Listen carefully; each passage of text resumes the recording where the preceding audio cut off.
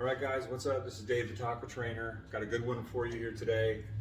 Yes, it's a short workout, but what that simply means is the shorter the duration, the higher the intensity is going to be. Right? So that's what we got here. We're going to get on the floor, and if we're on the floor and we're working the chest, that probably means that we're going to be doing, yeah, that's right, your favorite of mine, the push-up. Look, guys, your personal feelings toward whether or not you should do an exercise is completely irrelevant to whether or not you should be doing them. Usually the ones that we stay away from are usually the ones that give us more bang for our buck, and the push-up is probably one of the best exercises you can do, not only targeting the chest but also the shoulders and the triceps. So if you are not doing the push-up, start doing them, incorporating them somewhere into your chest routine. It's a great workout. That's what we got going here today. We're going to get it on the floor, and we're going to do the push-up in a 3-part drop set fashion. We're going to use the bands to create overload in that initial set, and then we're going to move into just body weight after that.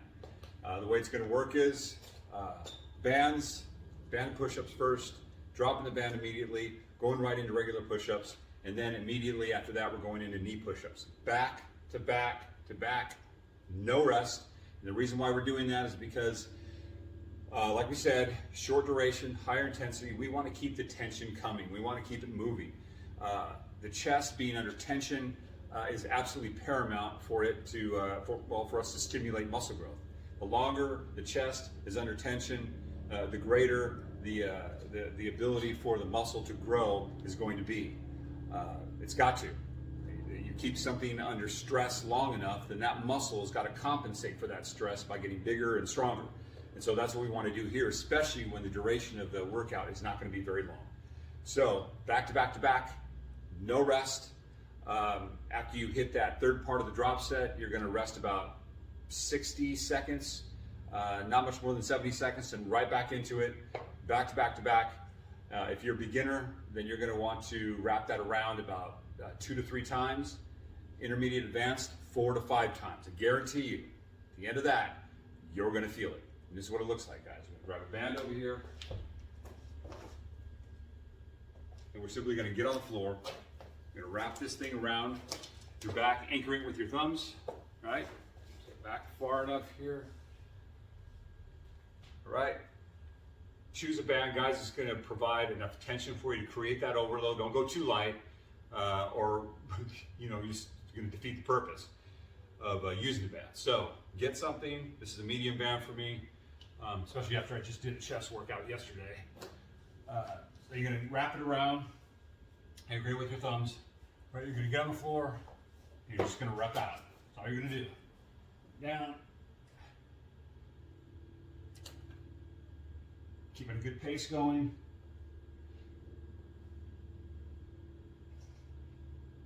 Immediately after you're done, I mean immediately, drop that band, get right back down, and get at it again. All right, just rep it out.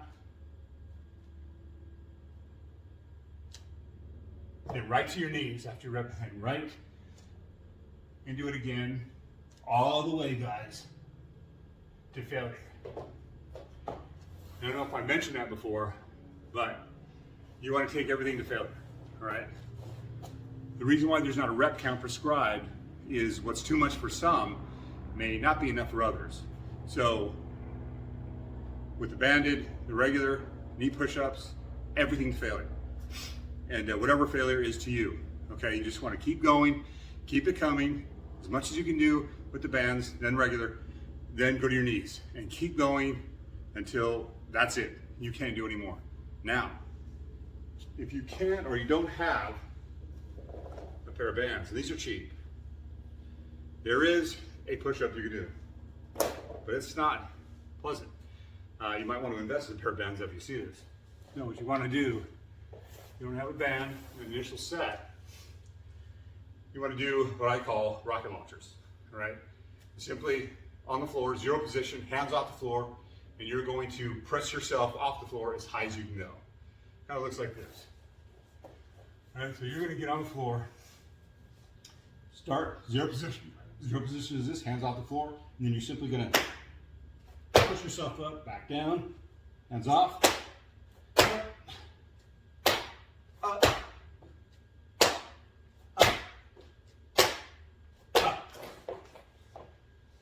And again, guys, all the way through. This is what happens when you work out right before this. All the way to failure, and then you're going to go to the regular push-ups, and then you're going to go to, again, push-ups on your knees. Now, if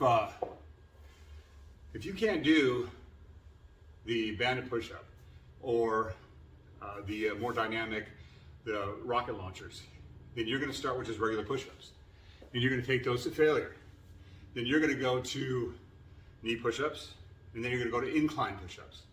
An incline push-up can be done on a bench, tabletop, whatever you have around, maybe your garage, or wherever you find yourself. And you can raise the level of the bar on the bench to get a greater incline. Now, depending upon how steep your incline is going to determine how much stress is on that chest. So, the lower the incline, the greater the stress on the chest. Make sure that you choose an incline that's going to allow you to continue through doing your push-up.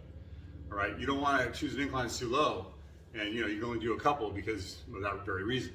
So choose appropriately so you can keep, again, the push-ups coming, keep the stress on the chest coming, and off you go.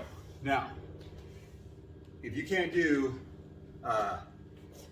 the regular push-up, and there's plenty of people that can't do regular push-ups, guys.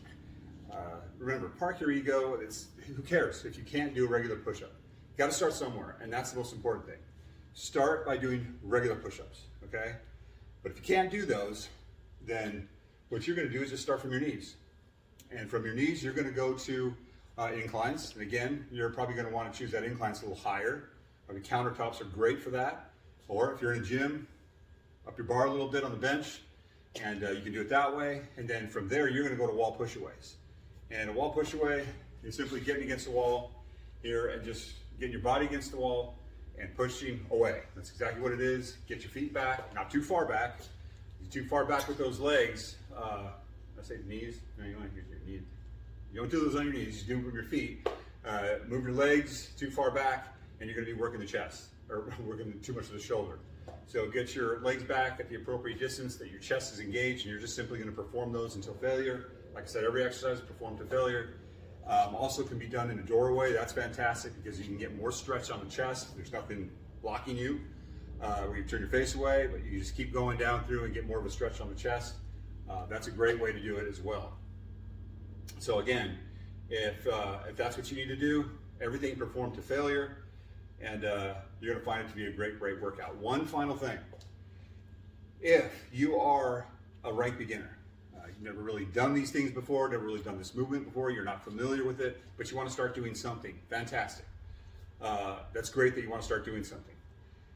You're not going to take anything to failure. And you're probably going to start with knee push-ups. If you're not familiar with any of these movements, you're probably not going to be able to do a push-up. Hey, if you can, fantastic, start there. But you're not going to take anything to failure. Your goal, if that's you and you fit into that category, is not really to build muscle quite yet. Your goal is to get the muscle stimulated, to get the muscle used to the movement that it's not been used to. If you blow yourself out in the beginning thinking you got to be where everyone else is, kind of like what I did when I was young, you're going to find yourself pretty much immobile the next morning, or especially 2 days afterwards, which generally soreness is worse a couple of days after. You're going to want to be very, very careful what you're doing here. I would say hold yourself to a rep count, but that's even hard to determine because I don't know, where you're at personally, your skill set, anything like that. You're going to want to go to a point, I would say, to where you just start to feel it a little bit, feel a little discomfort, and then you're done with that. Moving on to the next one, again, a little discomfort, and then you're done at the third part. And I would say for you, of course, wrap that around just a couple of times. Again, getting your muscles used to the movement. And after you do that for a while, then you start increasing the reps and working more toward failure and the building of that muscle. Goal, guys, always is to stay safe. Yes, you can be a hero and be moved and motivated by ego like so many young people are, but that is a mistake. Don't make the mistake. Be safe, and you don't have to be reckless to be effective. So stay safe, work out hard. That's still going to be a challenge for you if you're not used to any of this, and that's what it's all about. Challenging yourself, making progress in whatever muscle group that you're working. All right, guys? Give this one a shot. Let me know what you think. down in the comments, and we'll be back next week with another video. All right, guys, stay safe, stay strong, stay consistent. Go tear it up in the